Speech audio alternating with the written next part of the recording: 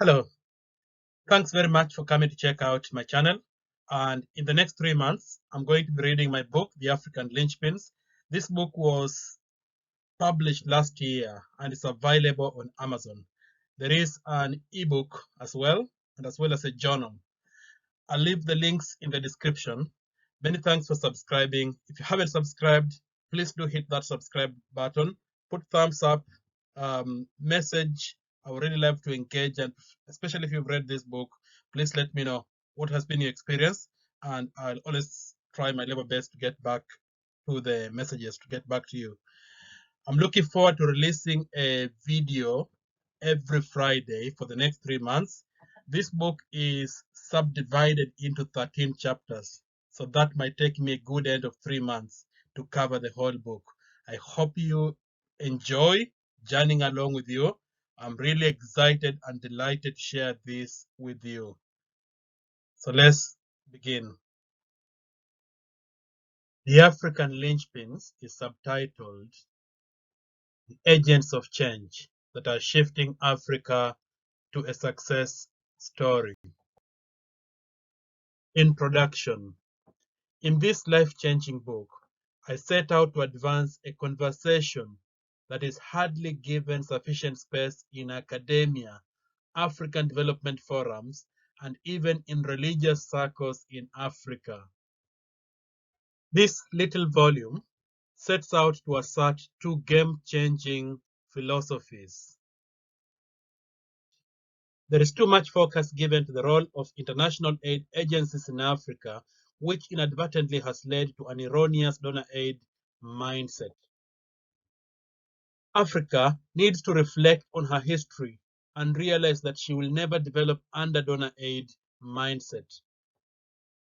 Colonialism and slavery have contributed to distorting Africa's mindset. We must fully decolonize the African mind and acquire a different mindset if Africa is to develop. Secondly, Africa must usher in the linchpins epoch. What every village, community, society, and business needs in Africa is a linchpin or an individual with a linchpin mindset, as we shall see later. A linchpin possesses a truly awakened and consistent growth mindset. What this book does not set out to do is to provide a conclusive study of Africa, as numerous volumes have been written to this end. Africa is a vast and complex continent, home to 54 countries, that cannot be fully summed up in these few brief pages. Hence, in the pages that follow, focus is placed on making an argument for debunking erroneous mindsets and reinforcing a more positive mindset that will make development possible in Africa. The African elite might still question what the author knows about Africa. What are his credentials? The truth of the matter is that some of these elitist men and women are governed by the scarcity mindset, as we shall see later. It is no secret that some elite or privileged politicians and others have wiped clean their countries of national treasures and communal resources. Why am I best placed to write this book? My experiences of both Africa and worlds beyond Africa give me a special understanding and experience that I think will be invaluable to my readers. I am a Kenyan and spent my formative years in Kenya and Uganda. I grew up and was schooled in Kenya in the 80s and 90s before proceeding to Jinja, Uganda at the start of the second millennium for my undergraduate degree in philosophy.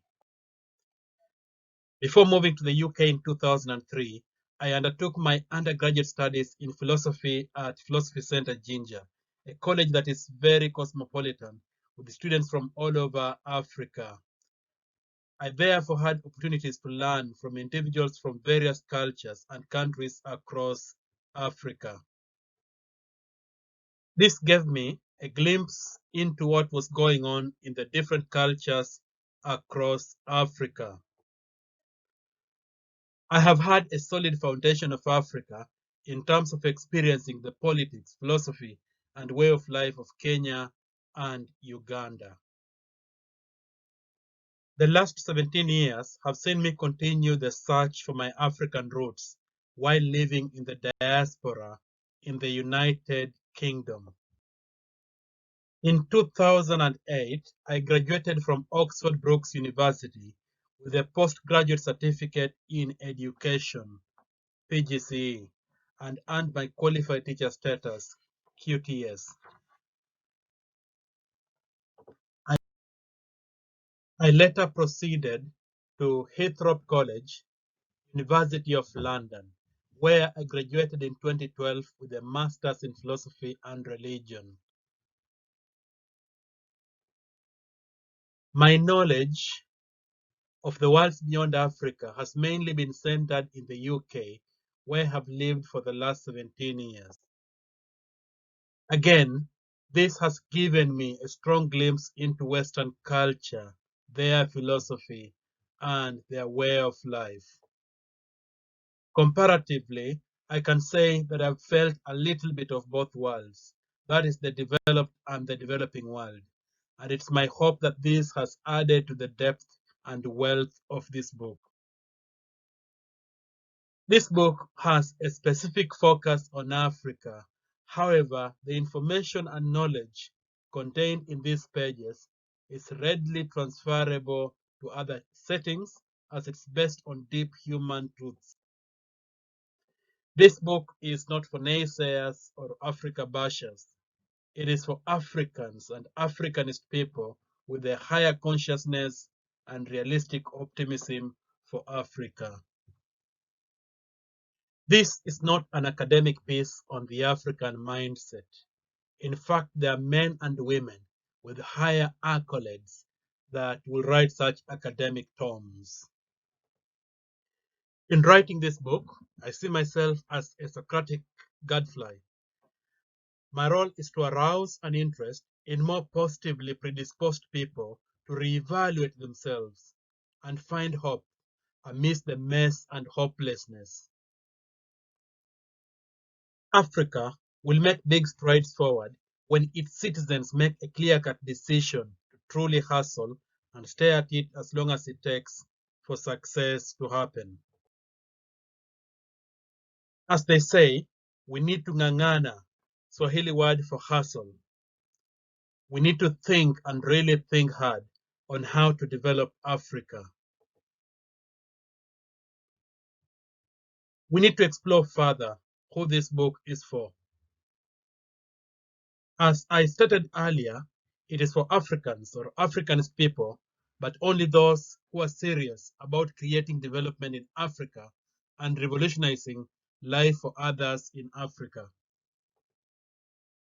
It's ideal for young people who are designing a vision for their life, as well as older generations involved in guiding the young and working for improving the quality of life in Africa. I am writing this book particularly with you in mind. An African parent or guardian in the diaspora who is looking for some insights on how to inform your child about Africa. Young leaders and entrepreneurs in Africa seeking to make a difference in Africa. An individual of African descent curious about the history of Africa. A high school or university student exploring more about the history of the African people and continent. A friend of Africa, that is, anyone who is genuinely involved in helping people and communities across Africa. A non-governmental organization, NGO, official or charity worker or philanthropist, seeking to learn better ways of helping improve the livelihood of people in Africa. An upcoming leader in the humanities, for example, in the fields of public service, politics, and religion, seeking to break away from the status quo and leading by example. Would-be speakers seeking to inform and inspire people to create real change in Africa. A religious or community leader seeking for ideas on guiding and bringing out the best in the people you care most about in your community. And last but not least, you, the reader, seeking some ideas on Africa.